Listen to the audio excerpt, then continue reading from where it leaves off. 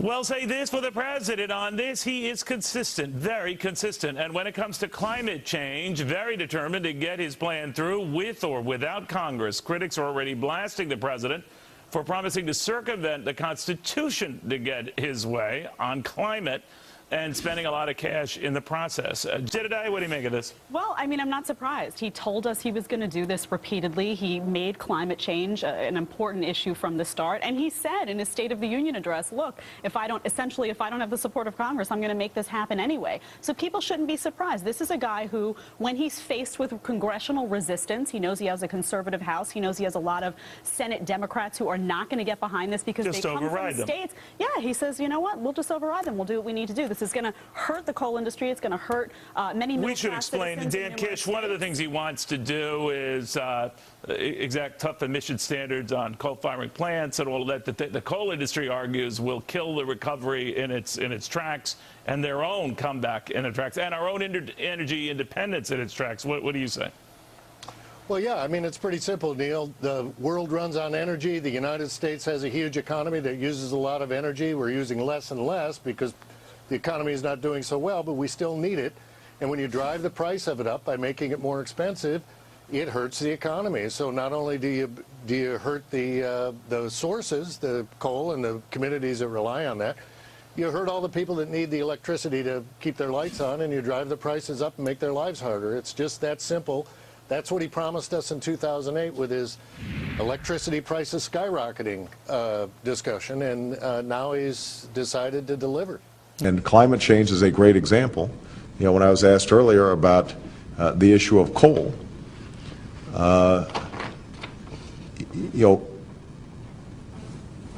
under my plan of a cap and trade system, electricity rates would necessarily skyrocket. Even, you know, regardless of what I say about whether coal is good or bad, because I'm capping greenhouse gases, coal-powered plants, you know, natural gas, you name whatever the plants were, whatever the industry was, they would have to retrofit their operations. That will cost money. They will pass that money on to consumers. Continuing coverage tonight on a story we first told you about yesterday after company officials announced several local miners would be losing their jobs. 7 News anchor Nate Fluharty joins us live here in our 7 studios with more on those layoffs. Nate?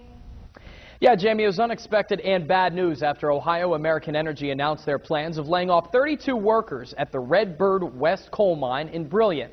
Now, right now, that mine employs 56 people, but years ago, when it was operating at its peak, they employed over 30. Now, we had the chance to talk to the mine owner, Bob Murray. Murray, who has been an outspoken opponent of President Obama, solely blamed his administration and the EPA as the reason for these layoffs. I grew up in this area. My employees are my friends. They're my relatives. And I care deeply for them. And it doesn't make any difference whether you're a Republican or a Democrat in the Ohio Valley. You're for jobs. Doesn't make any difference whether you're a Republican or Democrat. You're for jobs. But not Obama. I'm twice over the largest employer in this area. And I know I can't keep these jobs here. Now, Murray added that he expects more layoffs to continue within his company in the future. And he added that he'll do everything he can to fight the president on the evolution of clean coal technology.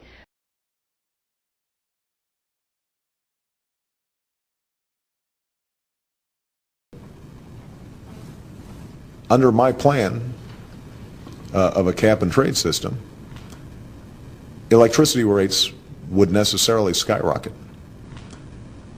Electricity rates would necessarily skyrocket. Electricity rates would necessarily skyrocket. Do mean a lot that, look, There is a procedure for getting this, and that is going through Congress, not circumventing Congress, and not, rifling through executive orders. With Democrats saw Bush doing that, they were rightly upset. This way, to get their way in the environment, they give it a pass. But that's what he does. I mean, he did that on an immigration issue. He's done that on economic policy. He repeatedly takes that tactic if he knows. Well, he says because they won't Congress. Find common middle ground, so he has to do this. This isn't common middle ground. This is going to destroy the economy of New. Well, I say that there's never been as exhaustive and comprehensive a program as he's put together here. And I'd also say, Neil, that the president should have done this 17 years ago, because that's when temperatures were rising. According to all the experts now agree, including the UN, that the temperature's been static for 17 years. So, maybe something different's happening. Who knows? But they don't. And Neil, the only thing that's happening that's good for energy in the country is that's happening in the private sector with fracking. On the president's watch, stopping that.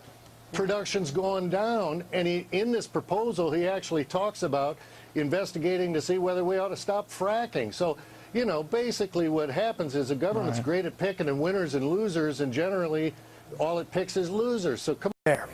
New issues tonight for two of the president's green energy pet projects. The IRS is opposing a new bankruptcy settlement for Solyndra, saying it is a dodge to avoid taxes. And a House committee wants to know what the Energy Department knew about problems with panels made by now bankrupt Abound Solar. The company's received around $500 million apiece in taxpayer-funded loan guarantees. Putting workers on furlough before a single battery has been produced. Now, the plant run by LG Chem opened in 2010, surrounded by so much hype, even President Obama attended the groundbreaking. While the $300 million facility was supposed to create hundreds of new jobs and produce 15,000 batteries per year, to date, LG has only 200 employees there, and all the Volt batteries that have been produced so far have been made by an LG plant in South Korea. Despite $390 million in tax subsidies, battery manufacturer A123 Systems is struggling. That's the 9th green company to have some financial troubles, but that does not seem to be stopping the White House from doubling down on green. And it shouldn't come as any surprise. This is a president who sacrifices as little ideologically as possible in every area of his presidency, including these green jobs, green energy boondoggles. But remember, ideology for him trumps everything. So the whole idea of going green, these green jobs, boondoggles, pouring hundreds of billions of dollars into various green energy programs over the years, is to try to make traditional fossil fuel oils much more expensive, electricity, coal, and so on, oil, natural gas, so expensive that we would have to go the alternative route. And that's why he's gone down this road. So you think he secretly wants these high prices? Yes, of course. I think he would have wanted them after the election, It's not secret, Neil. Yeah, but remember, this is a president who does social engineering in every aspect of the economy, whether it's the industrial base with the autos or the banks with the bailouts and so on. This is not an exception to the rule. Under my plan of a cap and trade system, electricity rates would necessarily skyrocket.